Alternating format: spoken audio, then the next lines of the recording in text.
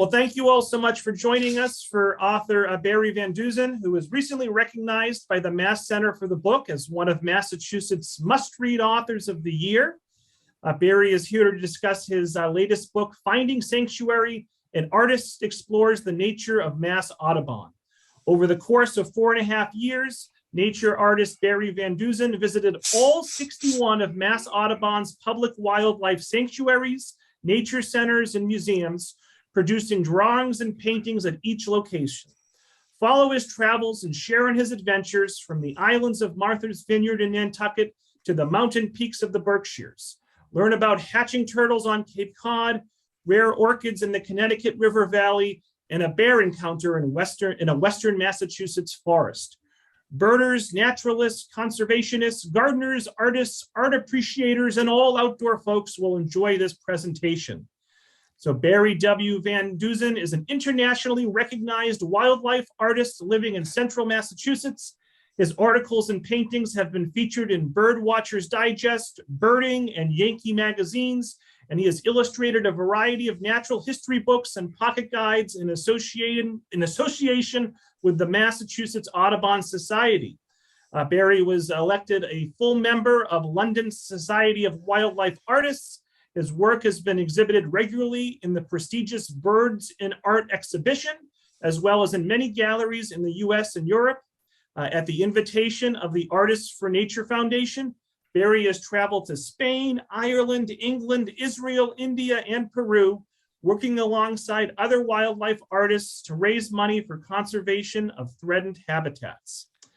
So all nearly 200 of us or so, let's give a big virtual round of applause to Barry for joining us here this evening.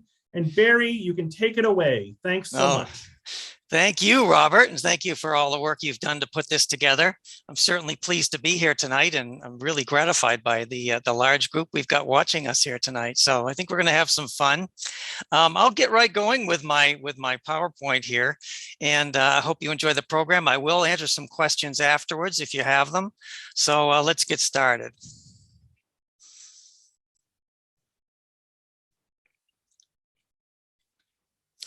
In the last decade or so, I've been involved in a number of artist in residence programs around New England. Most people think artist in residence is a situation where you go and you actually stay in the place where you're doing the work.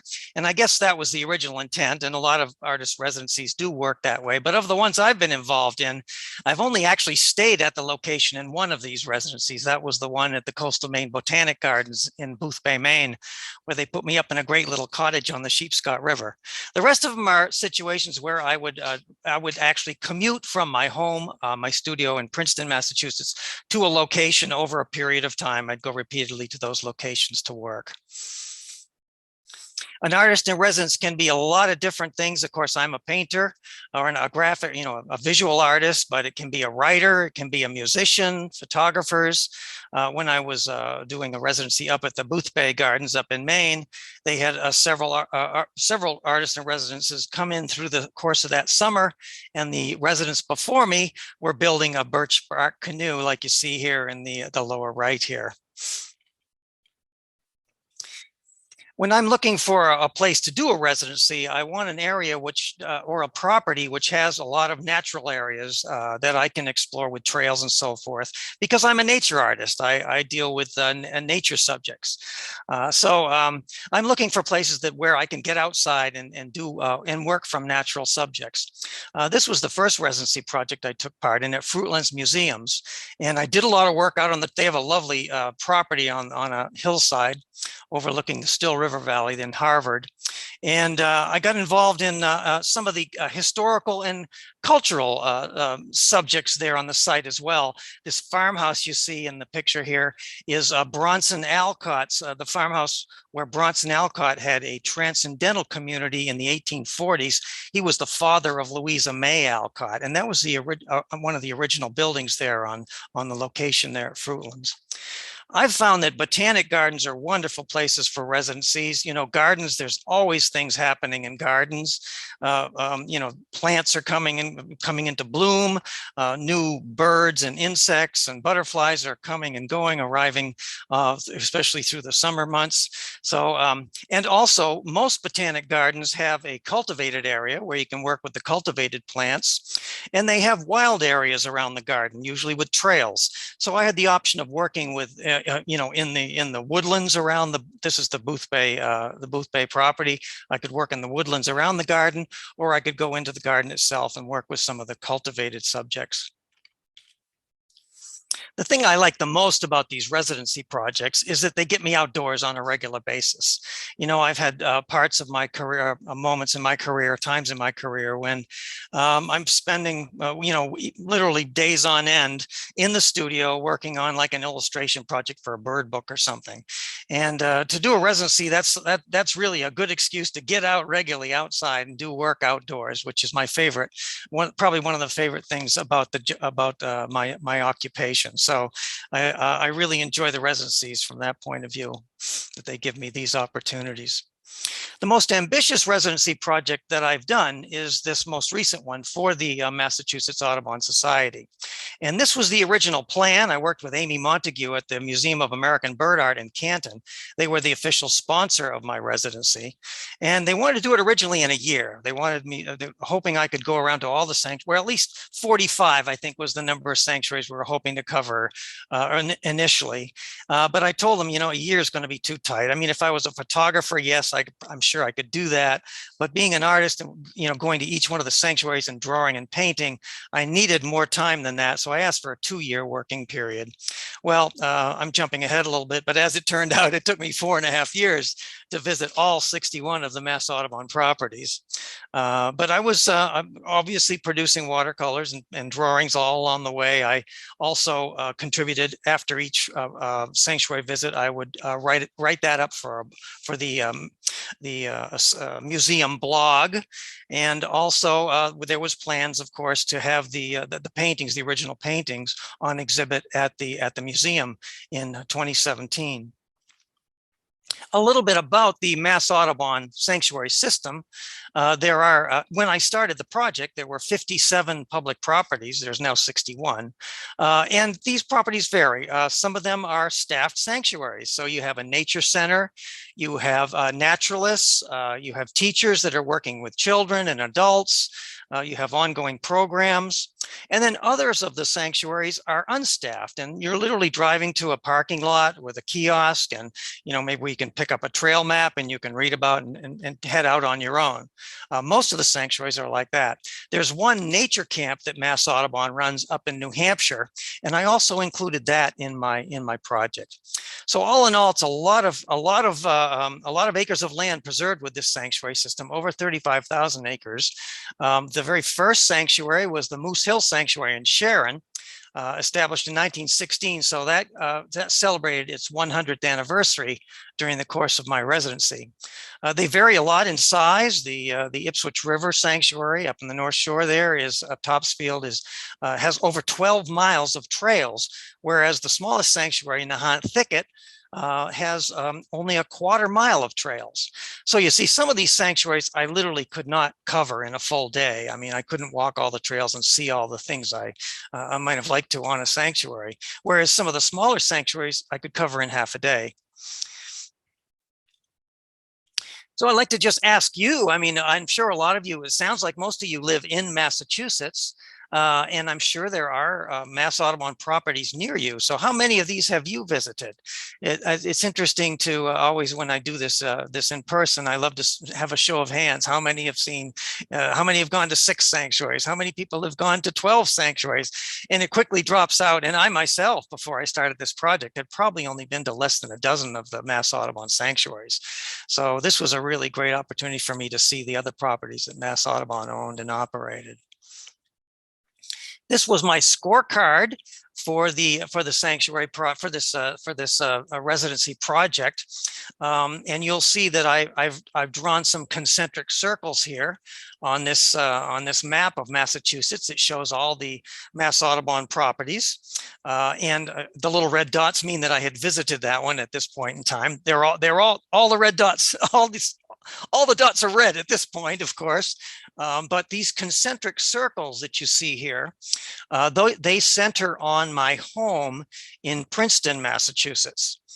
So you can see I was centrally located in Princeton's, right around in this area, right in here.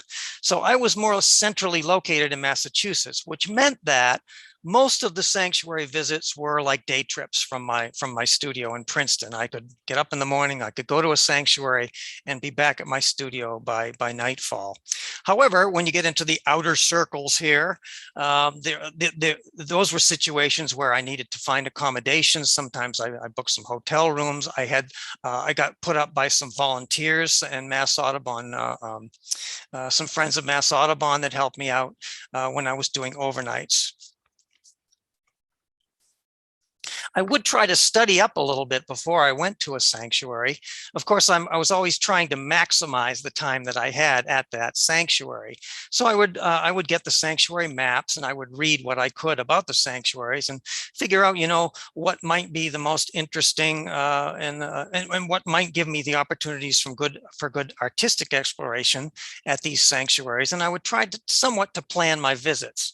And of course, along with planning, I had to think about like seasonal considerations. What season was it best to visit this particular sanctuary? And then, of course, just day to day, I was also concerned about the weather. What kind of weather would I need for a visit to that particular location? So there was some planning involved. This is the field kit that I carried to all of my sanctuary visits. This is a watercolor kit. Watercolor is very popular among field artists because it's a very easy medium to take out into the field and use. The materials are very simple. It's very easy to clean up. It's you can pack things up in quite a compact manner. Some field artists do use other mediums like pastels and different dry media or even opaque paints. Some even used, sculpture and that type of thing. But I would say by far watercolor is the most popular medium. It's not to say that watercolor is the easiest medium to use because it's actually one of the more difficult mediums, but it's an easy medium to pack up and travel with. Everything that you see here in my field kit fits into this pack chair in the lower right. That also has straps, so I can use it as a backpack. So I can carry this comfortably all day. This tripod mounted telescope has to be slung over my shoulder. That I have to carry separately. Some of the other items, I do carry a small digital camera that I can use in conjunction with the telescope for backup reference. I carry a variety of different watercolor papers, different surfaces, very smooth papers, cold pressed and rough papers for various different subjects. I always carry a 9x12 sketchbook. I'll talk a little more about that. And then, of course, water and paper towels, pencils, that type of thing. This is a kit that I've honed down over the years. When I first started doing this field work stuff, I carried a lot more than I needed to, which is typical. And then I've learned over the years exactly what I need to bring and what I can leave behind. When I first started the project, I thought I might do all of the paintings right there on the location at the various sanctuaries. But as I got into the project, there were so many subjects that I wanted to cover that I realized I wasn't going to be able to cover the variety of subjects that I wanted to in the brief time that I had at the sanctuaries. As it turned out, I probably painted about half of the paintings on location, and the rest of the paintings were done back in my studio using some of the references I collected at the sanctuaries. This is at Wachusett Meadow Wildlife Sanctuary, which is the one that's nearest to my home in Princeton, Massachusetts. And I was doing a botanical study here, studies of a very tiny little spring ephemeral wildflower. And you can see a few blossoms right up here in this upper left-hand corner of this picture. They're very tiny. This is Hepatica. tiny little flowers. And I literally was down on my belly to paint these hepatica. Here's a enlarged, here's the finished painting of the hepatica. Some of the things I wanted to explore with the painting are the various colors of these spring flowers. Some of them were this lovely blue color, blue violet. Some of them were pinkish. Others were a bright white. Also, if you'll notice, and this is typical of hepatica, the number of petals on the various blossoms varies. They don't all have the same number of petals. Those are the kind of things I love to study and discover when I'm working in the outdoors on these various subjects. I do paint with a telescope in the field when I'm getting into birds and animals. And I have a tripod mounted telescope that I can work either from a sitting position or from a standing position. When I'm going to actually do some painting, then I will set the tripod up in front of my little pack stool there, and I'll spread my art materials out on the ground, and I'll work in a sitting position. When I'm just simply doing pencil drawing, collecting shapes and so forth, I'll work from a standing position, or I can throw the tripod over my shoulder and change position quickly if I need to. Painting with a tripod, with a telescope and a tripod, takes some getting used to, but if you've done it long enough, it becomes very natural, and you almost forget that you're looking through a telescope to work with these subjects. One subject that bird artists and field artists love is a bird on a nest, because birds, as you can imagine, one of the problems with birds is they're often on the move. Sometimes some species, they seem like they're always on the move, but birds on a nest stay in one place for long periods of time. They may leave the nest for short periods, but they're usually right back there shortly, and you can rely on them. You go to an active nest, you know that bird is going to be there, or it soon will be. So these are situations I definitely looked for when I was in any of my sanctuary visits. And if I found a bird on a nest, I tried to do paintings on location of these birds. This is a heron colony in Groton, Massachusetts. And the nice thing about this particular heron colony is that the viewpoint is from a high rocky bluff above the colony.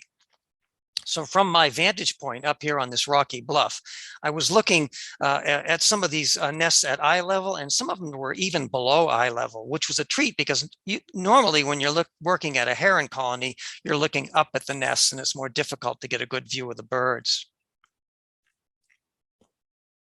Almost all of the landscapes that I did for the project were done on location. Of course, landscapes are very cooperative. They don't fly away. So they're a subject that I could definitely plan on setting up somewhere and finishing a painting on location. When I was going to do when I knew I was going to do a landscape painting, I would often bring on this portable watercolor easel. And this is a simple little contraption you can clamp a watercolor book to, or a watercolor block, and you can set it up, and you can stand as you're doing the painting. You can stand at the easel, which I really enjoy doing. I love standing at an easel doing a painting. It gives your arm a little more freedom of movement. You get a little more gestural movement to the brushwork. So I really enjoy doing that. However, it is one more piece of equipment, and as you can see, I was already carrying quite a bit of equipment on these projects. It was only when I knew I was going to do a landscape that I would lug this along as well. It's best if you're doing landscape paintings to work in the shade, to not have your paper that you're painting on in the bright sun. That can be very misleading. You can often misjudge the tones of the painting if your support is in the bright sun.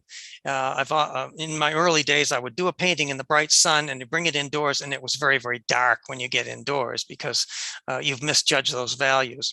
So it's always best to work in the shade when you're doing landscape painting. And a lot of landscape painters know this. That's why you see those classic photographs of people like John Sargent with all those umbrellas, placed around him while he was doing these outdoor watercolors. It's to control the light falling on his surface while he was painting. I started this painting. This is a drumlin farm in Lincoln, and I started this painting sitting on this rock that you see here, and I was looking down onto the fields of the drumlin farm. farm CSA project, community supported agriculture project that they have there in Lincoln. But as I was working, the sun came around, and sure, soon enough, I'm in bright sun, and I had to move back into the shade to continue my painting. So you see, that's what I've done. I've moved back into the shade. Here's the final painting. Not very many of my sanctuary paintings have people in them. This is one of the few that does actually include some people. I'm not great at people, you won't find me doing a lot of people.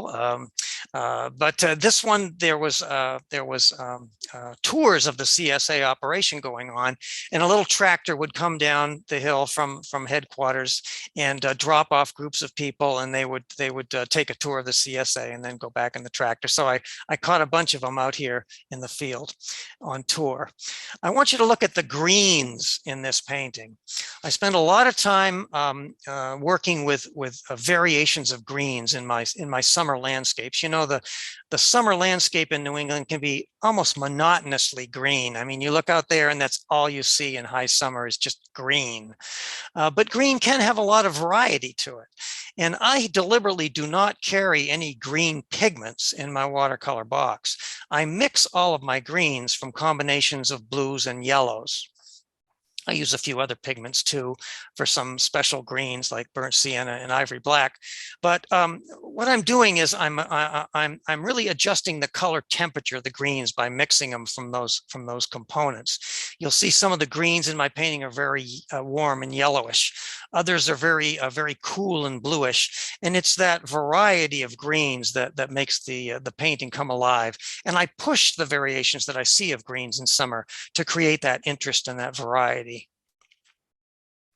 Another thing about painting on location, a lot of it is learning to edit what you see and what you transcribe into your painting. You've got to figure out, what do I leave in and what do I leave out? And that's something that just takes time and something you learn to do with experience. At this particular location out in Barry, Massachusetts, I was painting along the edge of a canyon called Cook's Canyon, very steep drop off down to into a ravine and a river. And I took a photograph of the scene just as it looked to me as I was painting it. And look at the things I did to change the scene in my painting. One thing you'll notice right away, I got rid of all this foliage in the foreground, which was very distracting. It wasn't doing anything for the picture. It was really cluttering things up. Got rid of that. These rocks, I played those up so that they make a more dramatic foreground here. Another thing I did is I lightened the whole background, the woods in the background. And that made this profile of the canyon come out, this profile here that you see, come out very strongly against the background, made a much more dramatic picture. So these are the kind of things that on location you learn to change. You're the master of drawing and painting, and you can make these changes. A photographer might have a little more trouble doing this, but artists can make these changes freely. And I always encourage my students to feel free to make these changes. This is part of the joy of being an artist, is the ability to make these changes to what you see and to enhance your expression and make the most of it. Oftentimes, I would start a painting in the field and then conditions would change in such that I wasn't able to finish the painting on the spot. So what I would do is I would get what I call a good field start. This was down on Cape Cod, Barnstable, midsummer, early morning. What was going to be a very, very hot day there on the Cape. And the humidity was unbelievable. It was just really, really humid that morning. And I got down to this overlook of the marsh there in Barnstable. This is the Barnstable Great Marsh. And I started a painting. I put down the first layers of wash and they just sat there, soaking wet. Nothing was drying.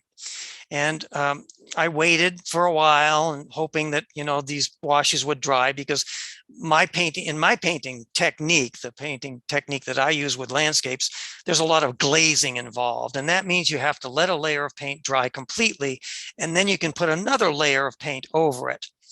Well, that just wasn't going to happen. So I basically gave up and put it out in the sun to dry.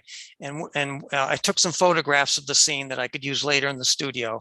And I wandered down into the marsh, and I got involved in some other projects, some other subjects. There's a little flower down there that I started working with, and some rushes. So I finished this painting in the studio.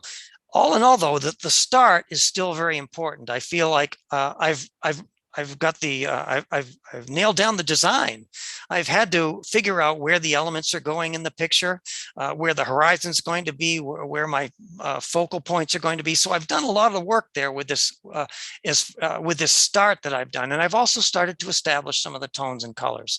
So in the studio, these starts can actually lead the way into completing the picture. They kind of lead you along if you've made those good decisions to begin with, and it's much better than either rushing the project or trying to what artists call chase the light. If the light changes, they try to change their picture too, and then you get into a real mess. So you want to avoid that. When I am working with small birds or animals, then I am more likely to work in a sketchbook and try to nail down some of the characteristic shapes and poses of the various species. And those are the things that I can use later in the studio. And sometimes I'll even use a pose in my sketchbook. I'll redraw it in the field and use it right in the field. Along with recording these shapes of these animals that you see here, I was always also keeping track of the different species that I was seeing at the various sanctuaries. You can see a list down here on the right-hand side of my sanctuary pages. And I was keeping track of not only birds, but plants and insects and other animals that I was seeing, and making random notes about what was happening. So the sketchbooks be kind of a journal, and I depended upon them when I got back to my studio and needed to write up the sanctuary visit. Another thing I use my sketchbooks for is for doing what an artist calls thumbnail sketches. And this is a situation where I want to do a landscape painting, but I want to figure out exactly what the design is going to be of the painting. And I want to figure out, where the focal points are going to be, where the horizon is going to be. I want to figure out how I'm going to crop the landscape. I mean, you go outside, the landscape goes forever in every direction. You've got to figure out what portion of the landscape you want to include. You might decide you want to move elements around in the landscape. And that's what I start to work out in these little thumbnail sketches. And these are very brief. They don't take very long. They're only about 5 inches across. So I do these very quickly with a soft pencil. And then I use those as a general guide to get into the landscape painting. I did do a landscape painting of this subject at Broadmoor and Natick, and it's in the book. I will lift subjects out of my sketchbook directly and then use them in the studio, in a studio painting. This was a field sparrow up at Rocky Hill, in a power line cut up at Rocky Hill in witherrod shrubs. And you can see I got some nice poses here, but I really like this pose here that I caught in my sketchbook.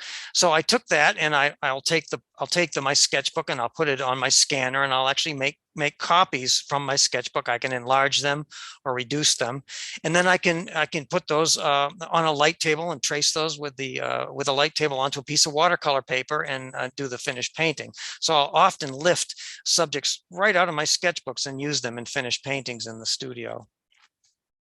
But a lot of time what I'm doing when I'm drawing is I'm really learning about the subject. It's my way of learning about a particular plant or animal. This is what biologists call morphology, the form and structure of living organisms. And that's what I'm concentrating on when I'm out working in my sketchbooks, the morphology of these living things. And the more you draw a subject from various angles, the better you get to know it. And just the act of drawing, the intensity that it takes to see the shapes, to draw the shapes accurately, that gets hardwired into the brain, and it stays there. And then when I'm back in the studio and I want to treat that subject, I can draw on those experiences of drawing that animal in the field. So some of these sketches may never become a painting in my studio. They're simply my way of exploring nature and recording what I see. So these sketches are literally an end in themselves. I wanted to talk about a little bit about the act of going through a field painting and how it differs from a photograph. And one of the ways I think is because you're with a subject for a period of time when you're doing a drawing and a painting of something. It takes time. It takes much more than a millisecond, which is, a photograph is simply a very, very tiny fraction of time.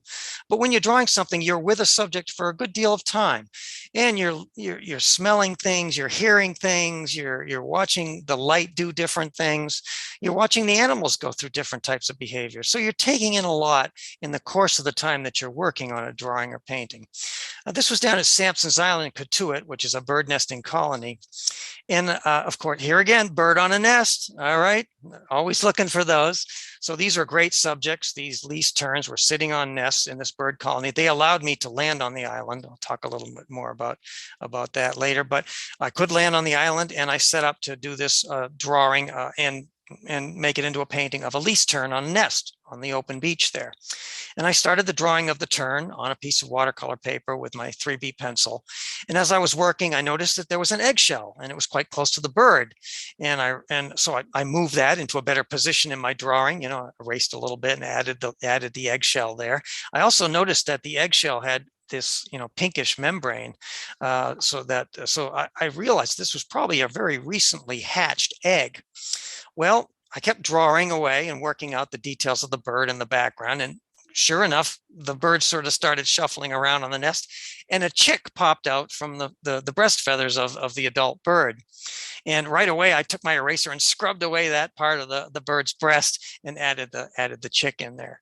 So over the course of the drawing, good thing I hadn't added paint at that point, but over the course of the drawing, I made these changes as I was seeing and experiencing these new things about the scene. So very different from a photograph. A field painting can be a real combination or a compilation of moments that I'm observing in the field.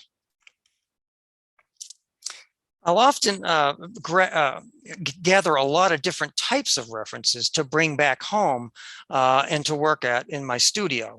This is Laughing Brook out in Hamden. Laughing Brook was a favorite haunt of the author Thornton Burgess, who wrote a bunch of very popular children's stories years ago. And he lived right near this brook here, and he was the one who coined it Laughing Brook.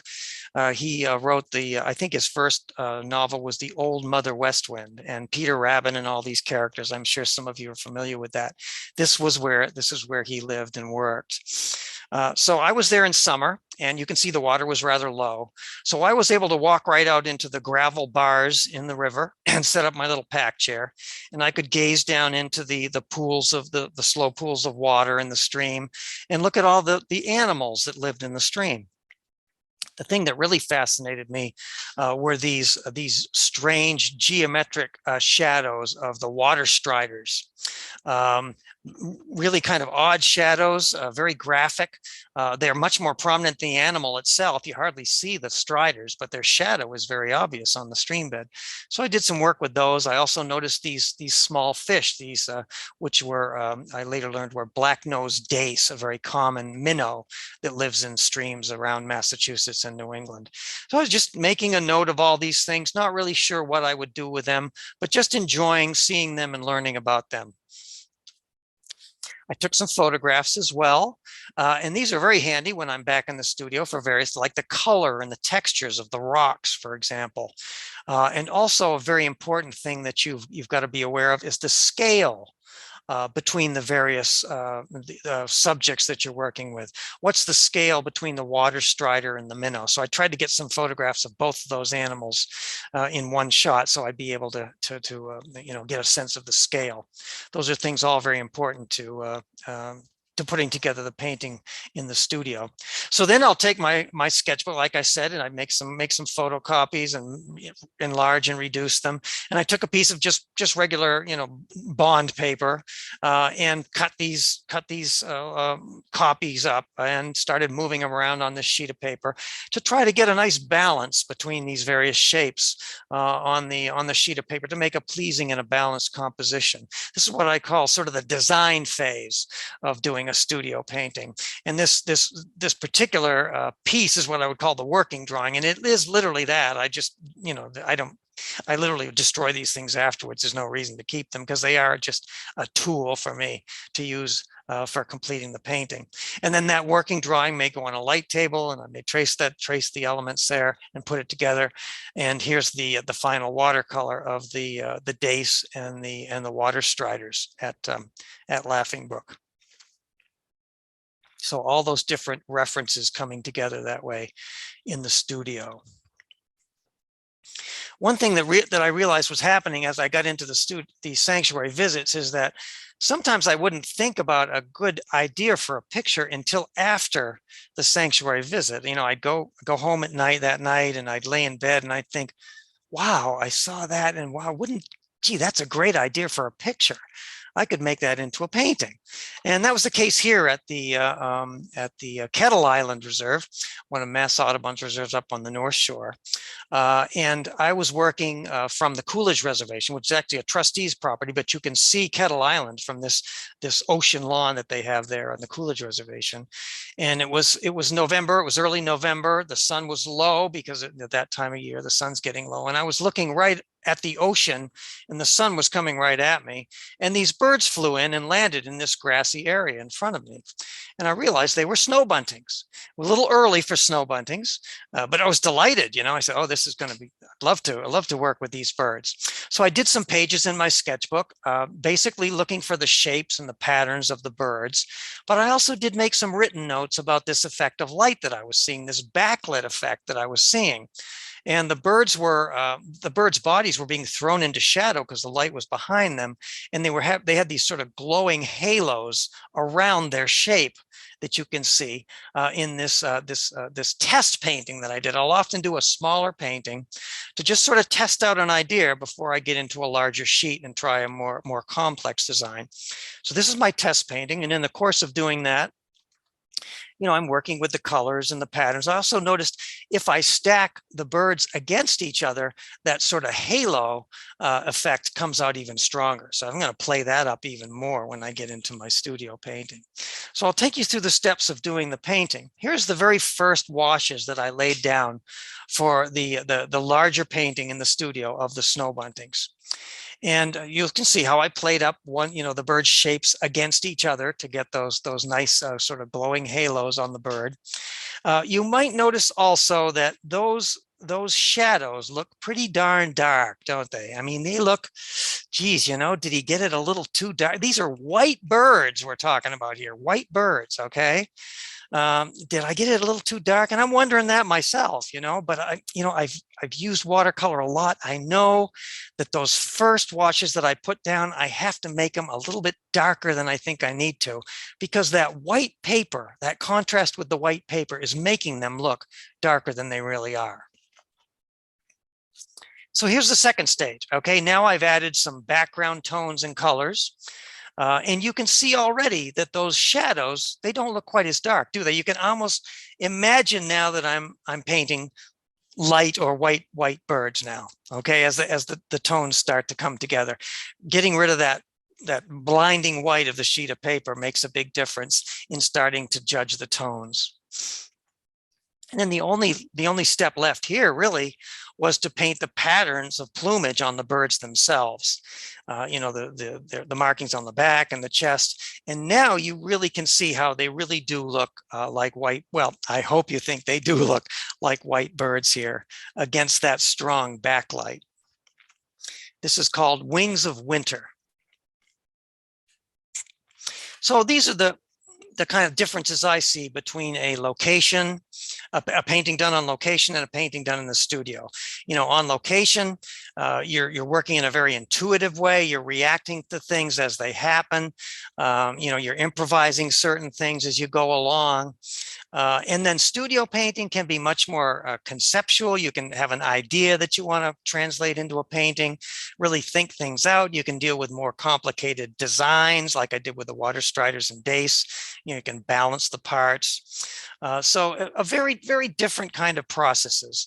but I enjoy both of them. I enjoy doing the outdoor work and the studio work. And I think in a lot of ways, they inform each other as well. I think they can, I think they draw on each other, your experience in doing these two types of painting. And I always want to be doing both types of work. I did some larger paintings for the residency. Watercolors do get more difficult as they get larger in size. And that's because, well, when you're using watercolor in a sort of a loose manner, the way I do, you're laying down large areas of damp, and wet paint. And then you have to manipulate those in various ways as they go through different stages of drying.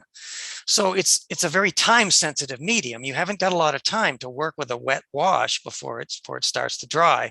So as those washes get larger on a larger sheet, they get more difficult to handle. So I typically, with my field paintings, I don't work much larger than like a quarter sheet of watercolor paper. But in the studio, I'll work much larger. This particular painting came from some sketches I did of a tree up at Lake Wampanoag in Gardner. It was a black spruce that had been worked over heavily by a pileated woodpecker.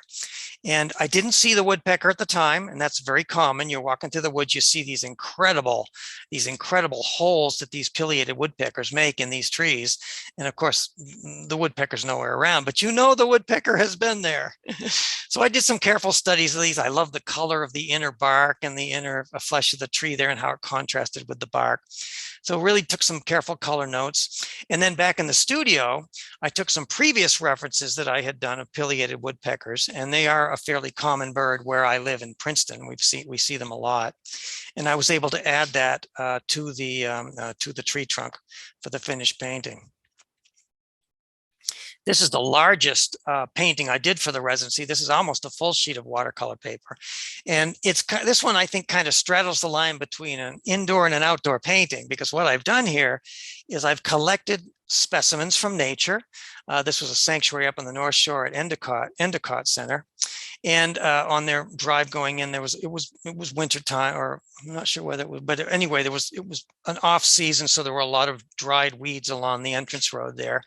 And I collected a lot of these weeds. Now, at a Mass Audubon sanctuary, if you read the kiosk, they tell you, please don't collect the plants. And I had to make sure that, I wasn't setting a bad example for anyone. And of course, I made sure I didn't pull any rare plants up. And I knew what the plants were, generally speaking, so I wasn't collecting any rare or endangered plants. So I collected a number of weeds there along the drive and brought them home. And I was thinking of doing this large painting, really rendering the lovely shapes and colors of these winter weeds. I started by putting that big sheet of watercolor paper on my drawing board and just taking the stems and moving them around, working with the natural curvature of the weeds and so forth to create a pleasing design.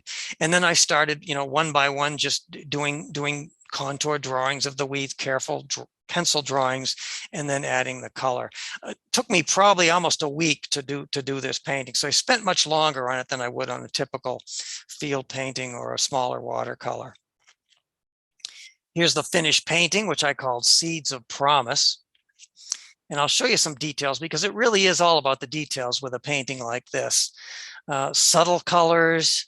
I knew what most of these plants were, although one of them I had to look up. It ended up being purple loosestrife, which is something that was a good thing I did pull that. They would be happy I did, because that's an invasive an invasive plant.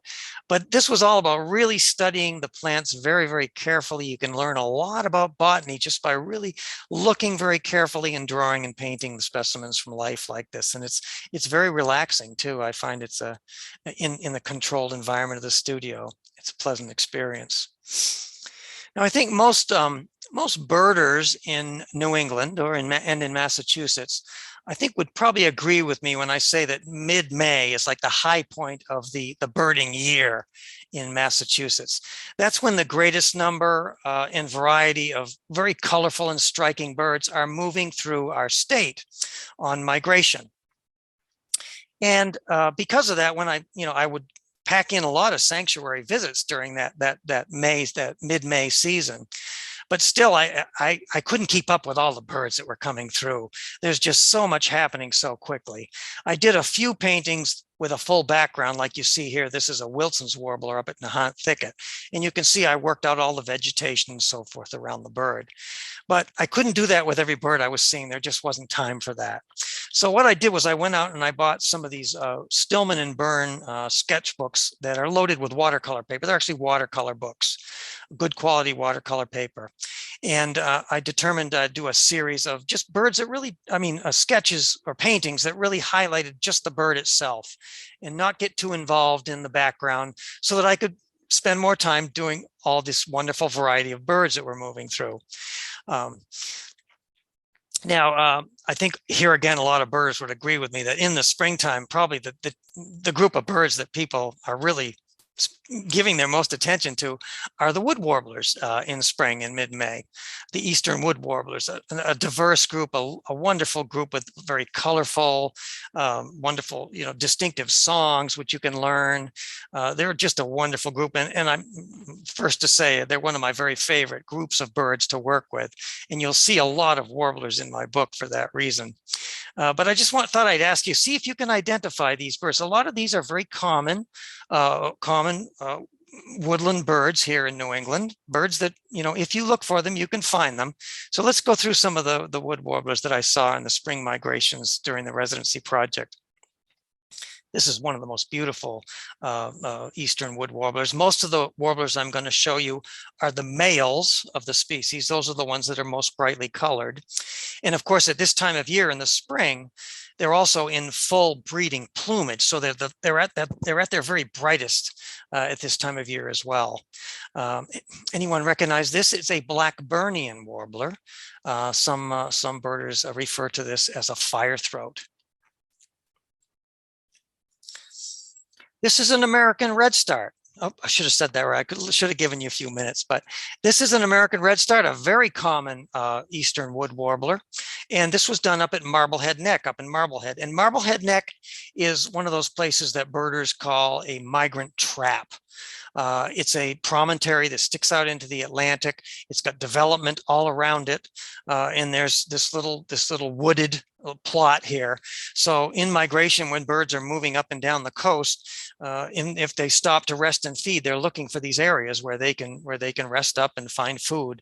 And so they concentrate in areas like this.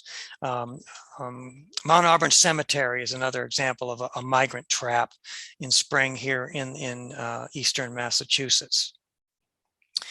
Halloween colors on this bird. They also have wonderful movement. They just little sort of barn dance kind of a movement where they spread their tail and waggle it around. They're wonderful little birds to watch. A very aptly named chestnut-sided warbler, a common wood warbler here in our area. This one is a little less common. Most of the warblers I'm showing you are birds you could go out and find on a mid-May morning. But these are a little hit or miss. There's a few species of warblers that are a little less common. This is one of them. It's a Baybreasted Warbler, and this was also at the migrant trap at Marblehead Neck. Marblehead Neck is another. Nantucket and Marblehead Neck are both migrant traps up on the North Shore. Another male warbler, a pretty little warbler called a Nashville warbler. This is a Nashville warbler in spring. And finally, you might recognize this one, another fairly common spring migrant. This is a male Magnolia Warbler, also up at the migrant trap up in Marblehead. And it's not unusual to see, over a dozen species at these migrant traps on a morning in May in Massachusetts. And what a treat it is. Just delightful. So there also are many other types of colorful birds moving through in May. I mean, you've got orioles, and you've got rose-breasted grosbeaks, and you've got scarlet tanagers. There's lots of real colorful, interesting birds moving through other than the warblers. Now, some of these birds, as they move through, they will continue on their way and nest further north of us in Canada and the Maritimes. Other species that I'm showing you will stay and nest here in Massachusetts. So see if you can name these birds. This is a small bird, like about the size of a warbler, but it's not a warbler. It's in a different family altogether. This is a blue-gray gnatcatcher, and they love moist forests, like the maple forests at Eagle Lake in Holden, where I sketched and painted this bird.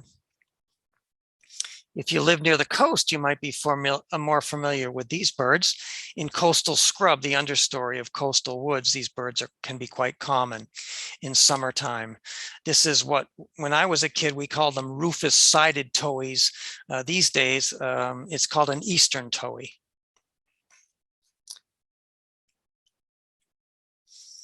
Not all of them are bright and colorful, and some can be quite sort of plain and consequently quite difficult to identify. This is a group of flycatchers, the Impidnox Flycatchers, which there's a number of different species, and they all look very, very similar. You're more likely to identify them by their call notes, which are more distinctive. But the clue here is the vegetation that the bird's in. You might notice those very slender, long, slender leaves of willow. This is a willow flycatcher. Mass Audubon has a number of programs that promote and support bird populations at their sanctuaries. And this can be something very simple, like keeping the barn doors open on a barn so that barn swallows can fly in and out and establish their nests on rafters and things like that. But it also can be a little more intensive, such as a chain of bluebird houses that a lot of sanctuaries put up. Nest boxes mounted on posts that are put in an open field to attract bluebirds, or tree swallows also use these nest boxes. This is a bluebird up at Ipswich River in Topsfield, and you'll notice if you look closely, there's a ring. There's a band on the leg of this bird. So I know this bird was one that the Ipswich River naturalists and biologists knew well, because they had banded this bird. Of course, another part of supporting a bird population is making sure that you maintain the habitat that they need for nesting and raising families. And bobolinks nest in open fields. And bobolinks are a group of birds that's been declining in New England for years, the grassland birds. More and more of our grasslands are being converted to housing developments, or they're growing back up into forests. So we have fewer and fewer grassland areas. So Mass Audubon encourages grassland owners to adjust their mowing schedules so that these birds have a chance to raise their young and fledge their young before the fields get mowed. So that's one of the programs that they're involved with for grassland birds. This is Drumlin Farm in Lincoln. And then, of course, along the coast, there are special birds there that nest on the open beaches. And of course, the open beaches are places where people love to go as well, and walk their dogs and, ride their beach buggies and other vehicles on the beaches. So these birds often have a very difficult time nesting in areas where there's a lot of other disturbances on these beaches. So Mass Audubon, they locate where these critical nesting areas are, and then they protect these areas with fencing and descriptive signage. And in some cases, like here at Sampson's Island in Cotuit, Mass Audubon owns the island, so they simply shut down the whole island during the nesting season so that boaters can't land and people can't walk around and disturb the nesting birds. In Massachusetts, it's mostly a number of species of terns that are the focus of these programs, and also the piping plover, which is the bird you see here in the lower left, a lovely little plover that nests on our beaches. Birds aren't the only thing that get attention at the Mass Audubon sanctuaries, of course. There's a very active program to support the population of diamondback terrapins at the Wellfleet Bay Sanctuary out in Wellfleet, Massachusetts. And when I was there for my project, when I was walking the trails, I would notice these enclosures that I would come across out on the sandy beaches there at Wellfleet. And those were there to mark the nests of diamondback terrapins. They have a group of volunteers that go out after after the turtles have come up onto the sand and dug their nests, and the volunteers recognize where those nests are, and they protect them with these enclosures and little flags to mark them so they won't be disturbed by people, but also so skunks won't dig them up and foxes and that type of thing. And then later in the summer, when the turtles start to hatch, these same volunteers go out and they watch these nesting areas. And if the turtles start to hatch, they assist the young turtles in getting to protected areas before they are predated upon by gulls. There's always lots of laughing gulls looking to pick off young turtles, foxes, raccoons, as I mentioned before.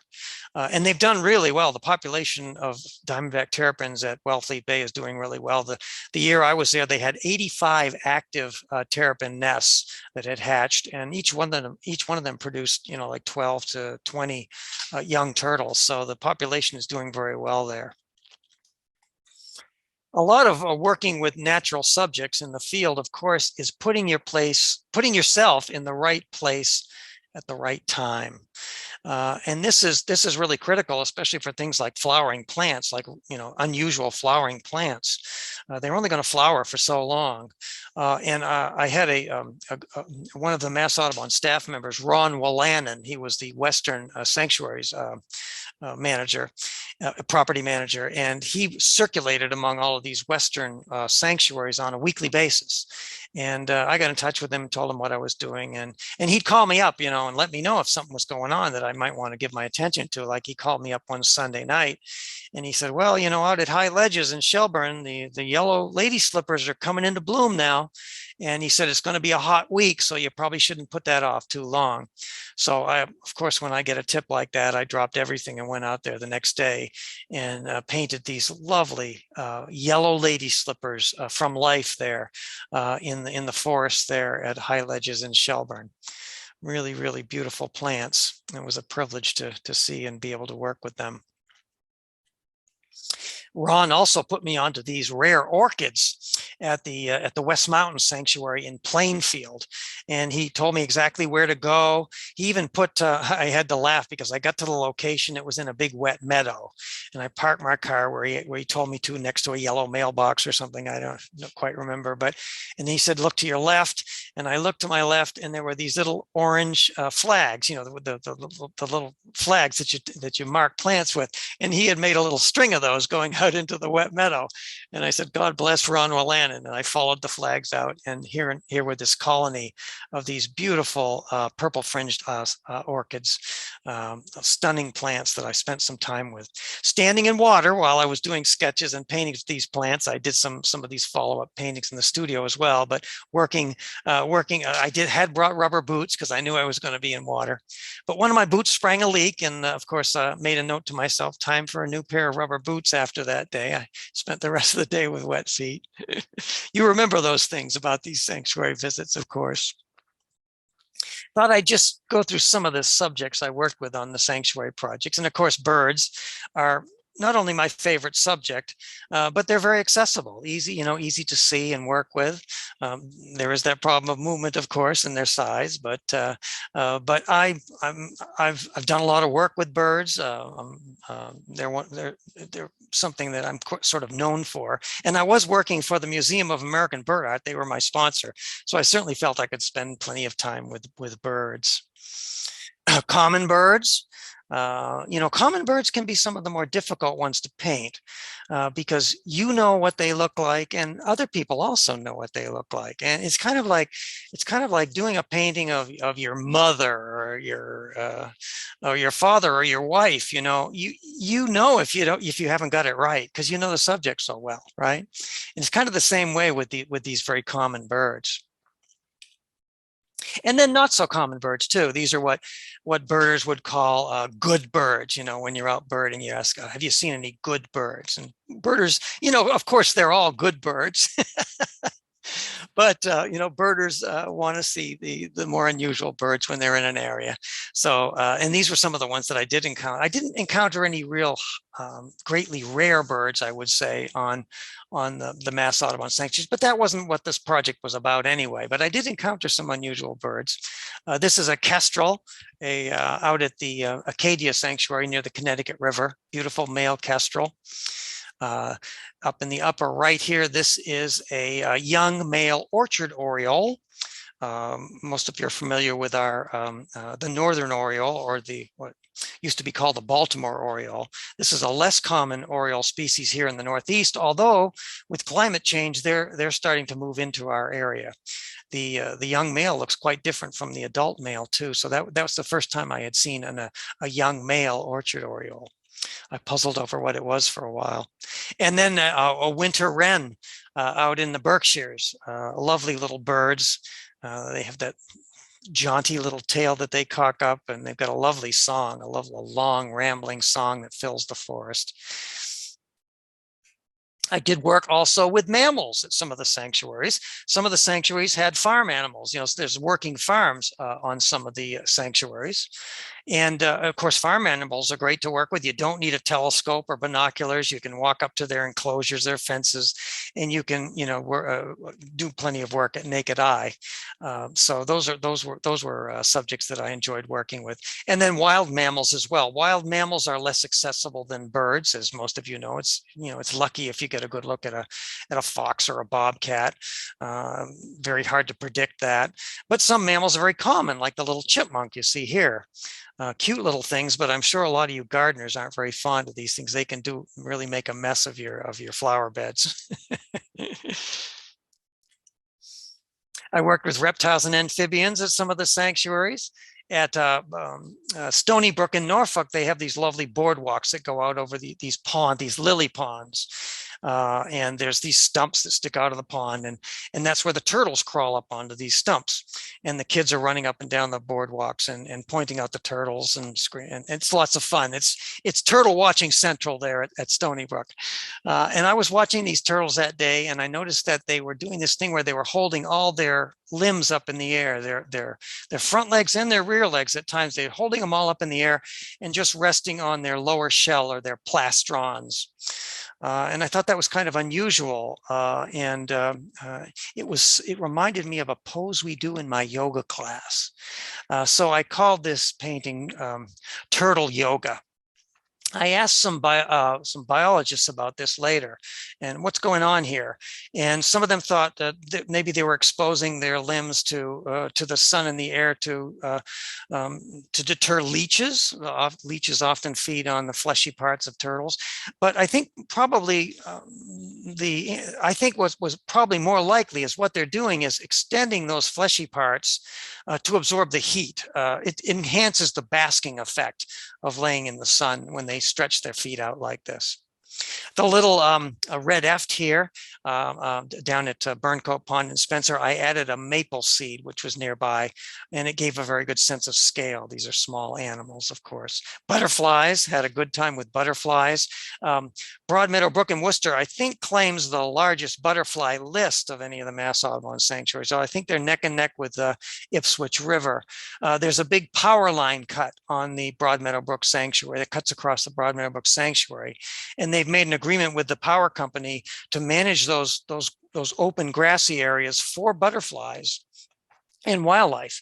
So they have a lot of the butterflies that occur at the Broadmeadow Brook are in this power line cut. That's a spring azure up at the Wildwood Camp up in New Hampshire. Dragonflies and damselflies are really good models for the field artist.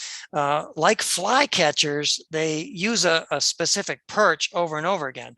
So when they're hunting, they'll land on a little stick or a weed or a stalk or something, and they'll fly out to grab something to eat, and then they'll come back to that perch. And they do that again and again. So if you get your telescope, you can get your telescope on that perch. There's a good chance that dragonfly is going to come back, and you'll have a chance to draw it and work on sketches. So they're really good models. They're small, difficult to locate, but because of that habit, they're fun to work with. Fish I love working with fish. I'm a fly fisherman myself. I enjoy fishing. So I really love working with fish. They're tricky though. You can sometimes get a setup where you can watch fish effectively. You have to be sort of at a high angle looking down into the water because of reflections and so forth to get good views at fish.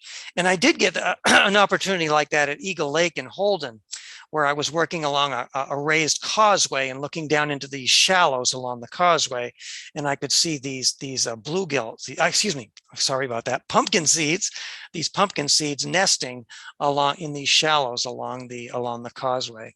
So did some drawings and took some photographs and did a painting of that. A beautiful, beautiful fish, underrated fish. This is, if when you were a kid, if you went out fishing with your mom or dad for the first time and you're using bobbers and worms, there's a good chance what you caught might have been a pumpkin seed. Native brook trout, though, one of the most beautiful fish I think in the world. And this brook trout was something that I caught with my fly rod, and then I photographed it and then released it, and I could work at home from my photographs. Of course, wildflowers are wonderful models for the field artists. They don't fly away, they stay put, so they're good, so they're great in that respect, but wonderful colors and forms.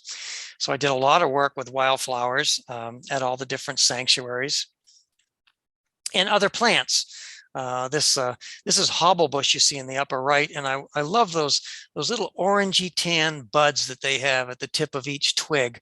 I thought it looked like a candle flame rising off the tip of each twig. So worked with some of the interesting plants at the sanctuaries as well. I worked with, as I mentioned earlier, on the residency with some cultural and historical buildings.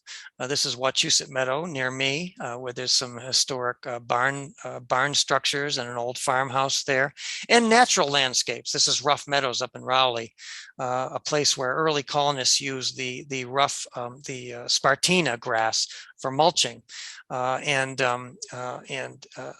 It was called Rough Meadow because it's very coarse grass.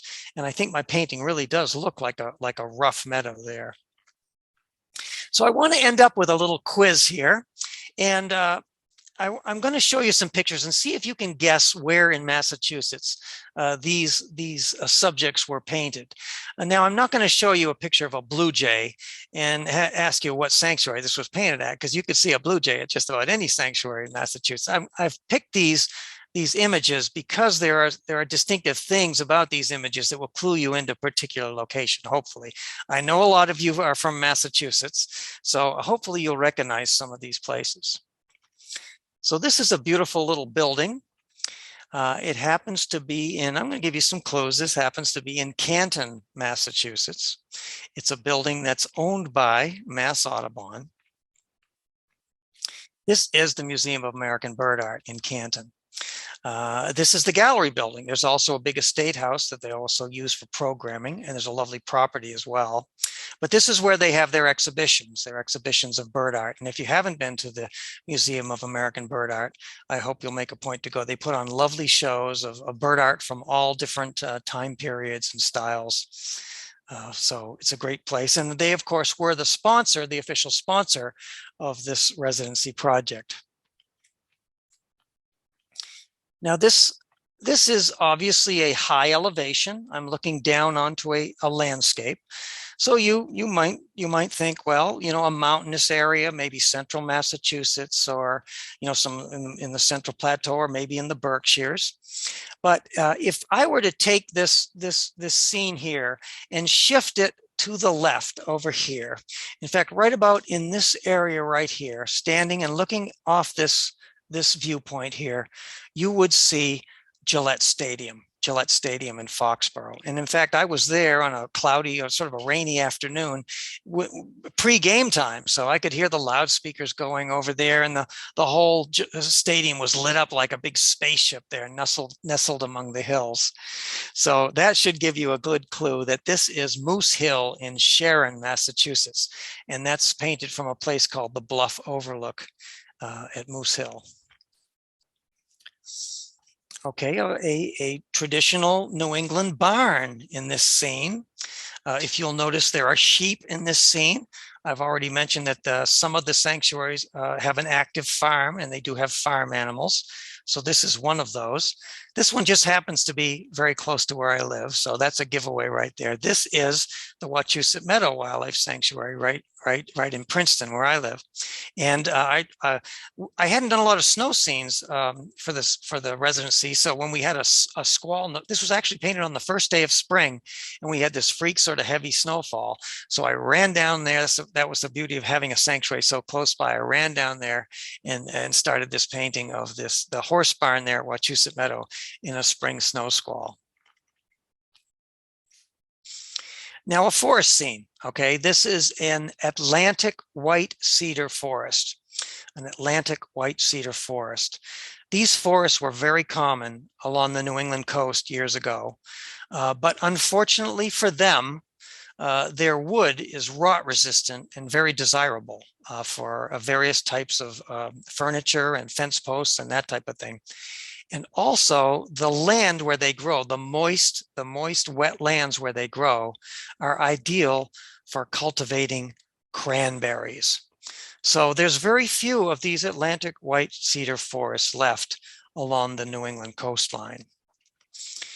This one happens to be on Cape Cod in Barnstable. There's a very small pocket of Atlantic white cedar forest on the Scorecard River Reserve in Barnstable. Okay, now we got some real mountains involved here. And if you're thinking Western Massachusetts this time, yes, you're right. We are in the Berkshires now, in the Western Mountains of Massachusetts. In fact, this was painted in the extreme southwest corner of Massachusetts. Some of you may have been to a trustee's property called Bartholomew's Cobble, which is quite close by to this sanctuary. This is the Limekiln Farm Sanctuary in Sheffield, Massachusetts, and you're looking over the border into New York from this viewpoint here, and it's called the Taconic Vista Trail because you're getting a good view of the Taconic Mountains in New York from this viewpoint. These are some of the southern Berkshires that you're seeing, some of the hills of the southern Berkshires coming in on the right. Okay, a large grassland, I've already talked about how grasslands have been diminishing in Massachusetts. They've been taken over by development or forests. So there are not a lot of large, extensive grasslands left in Massachusetts. There's some big ones out near Pease Air Force Base out in Chicopee. There are grasslands here and there, but there's not very many big ones left. This one, however, is right in eastern Massachusetts. And this is the Daniel Webster Wildlife Sanctuary in Marshfield, Massachusetts, a large extensive grassland, and of course all those accompanying very special plants and animals that you associate with a grassland to be found here. This was painted in early November, and that explains these sort of autumnal colors that you see on these gently rolling hills, and that's a little clue in itself. That's a sandy track there going through these gently rolling hills. And you've probably guessed that this is on one of our offshore islands, either Nantucket or Martha's Vineyard. That's a merlin flying by.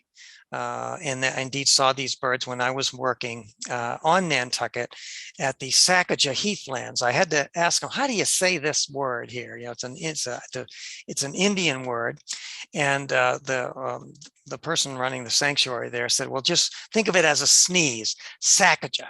So that's how I'm saying it. I don't know if I got it right, but that's how I learned to say the word. You might recognize the profile of this mountain range. But you also want to notice that, yes, there's a mountain range here, but there's also agricultural fields here, low, flat agricultural fields. Well, this is along the Connecticut River, the largest river that runs through Massachusetts. This is in the Connecticut River Valley. And that mountain range that you see there is Mount Tom. And just beyond Mount Tom, you know, just over that mountain is the Connecticut River. So there's a lot of low-lying areas and a very rich agricultural land along the river, and this one mountain range of Mount Tom that you can view from the Acadia Wildlife Sanctuary in East Hampton. Once again, a coastal scene. I hope you pick up on that. This is a river delta. This is an area where a river flows into a marsh and then into the ocean. And you get a good view of this. I hope the view is still as nice as it used to be. These views can grow up in trees and so forth. But on Route 3A heading south through this area, you got a good view of this. This is again in Marshfield, Massachusetts. This is the where the North River drains into this marsh and into the ocean. And the sanctuary is called the North River Sanctuary in Marshfield. Okay, we're back in the mountains here now. You see some hills there and some mountains. I'm obviously painted this from a high viewpoint, looking down into a valley. Okay, this is, as I said, Western Massachusetts. I'm in the Berkshires again. And what I'm seeing as I look down into this valley is the Housatonic River Valley. That's the other major river west of the Connecticut River.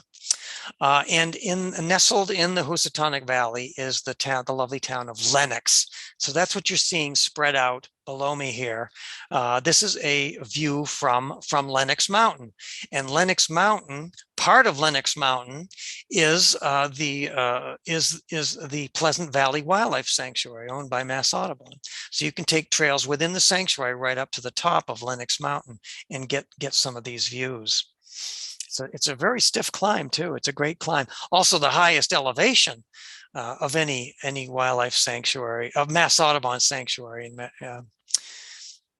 in Massachusetts. This is a view that could be in a lot of places. I debated whether I should put this one in, but there's a good reason why I put this one in. This is a freshwater wetland. It's actually a river, a large river. And this is the scene of the newest property owned by Mass Audubon.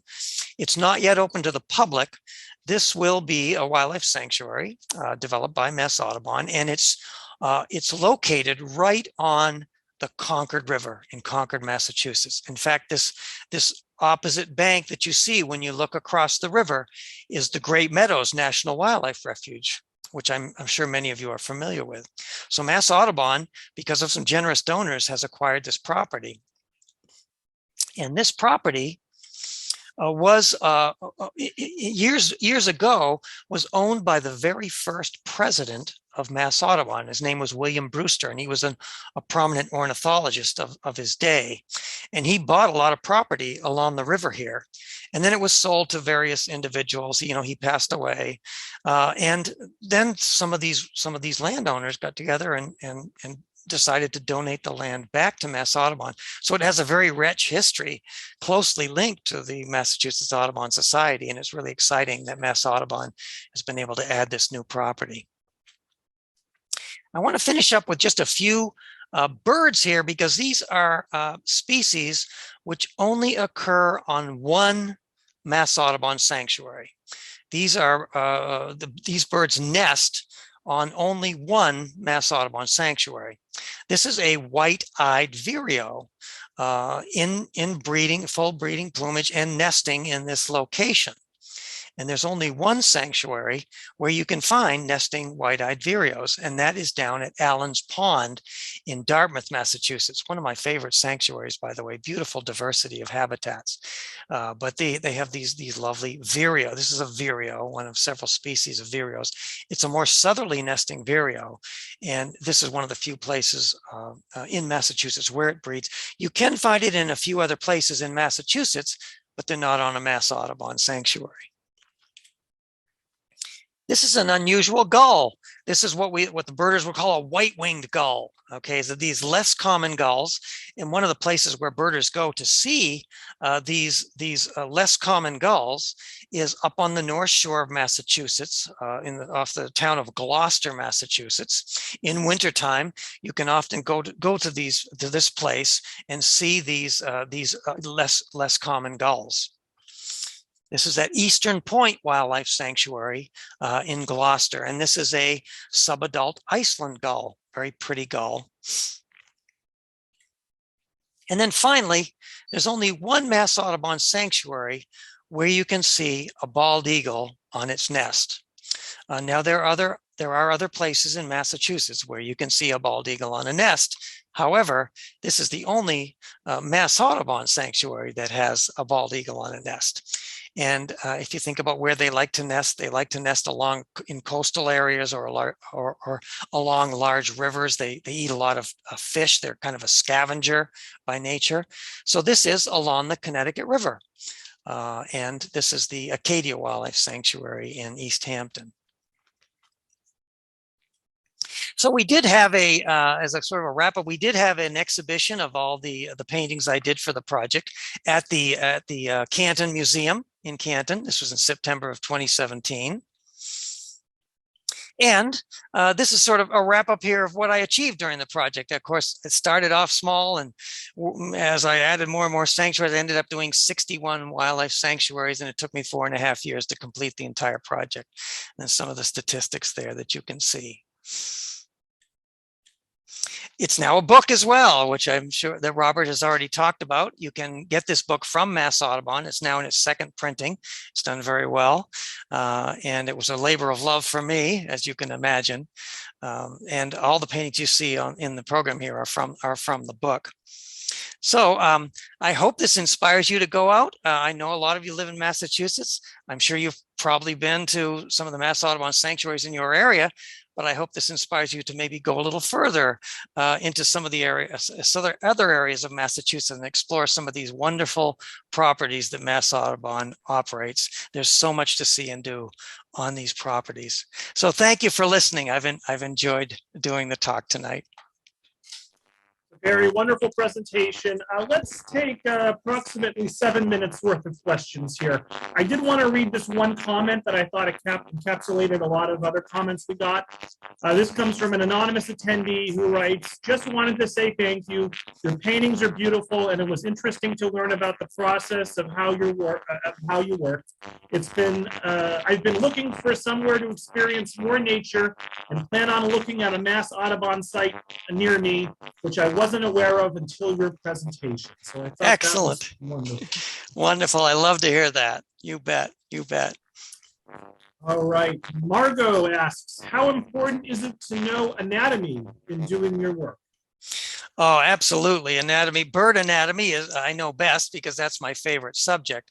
One of the first things I had to do when I was learning to draw birds starting to draw them in the wild or trying to draw birds in any form is I had to learn about how they were put together, how their bones move and so forth, how it compares to the human anatomy. So I got a college textbook on ornithology and studied it. I went to some museums and studied skeletons, looked at the way the bird's bones were put together and the way their muscles manipulated the various parts. So that was really important. And I carry that little blueprint around in my head.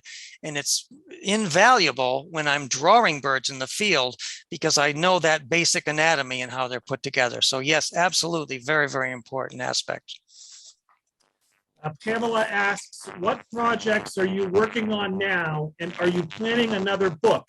Hint, hint, that book on sketching your field sketches.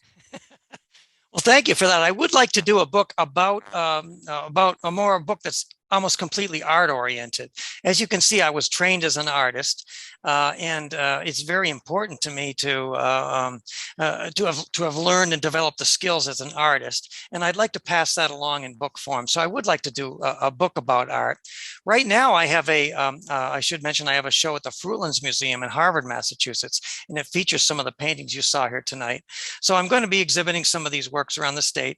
But I'm on the lookout for other residency projects. I'm enjoying taking a little break because now I can paint whatever I want. I don't have to necessarily go to a Mass Audubon sanctuary, but I would like to get involved in some other residencies too. The Trustees has some wonderful properties around the state, and that would be really lots of fun to enjoy to explore some of those properties. Oops, I've lost you. I can't hear you, Robert.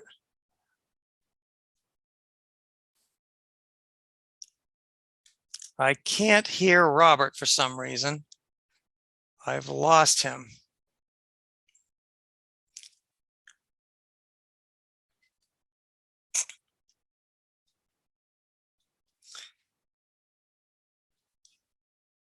Robert, do you have any other additional questions? Okay, I don't know if you people can still hear me, but I've certainly enjoyed doing this program tonight. And I thank you all for taking the time out of your busy schedules to watch my presentation. And I think we're ready to wrap it up. So enjoy the holidays, everyone, and hopefully we'll meet someday. Okay, thank you, folks. Good night now.